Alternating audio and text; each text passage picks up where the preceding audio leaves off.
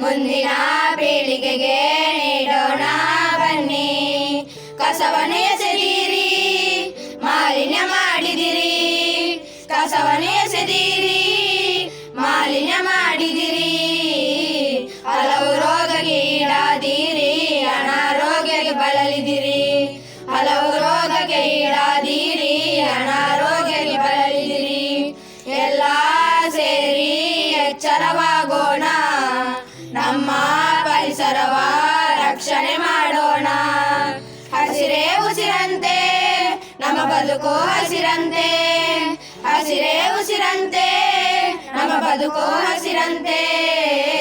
ಸ್ವಚ್ಛ ಭಾರತದ ಕಡೆಗೆ ಹೆಜ್ಜೆ ಹಾಕಿ ನಡೆಯೋಣ. ನಮ್ಮ ಭಾರತಕ್ಕೆ ನಾವು ಜೈಕಾರ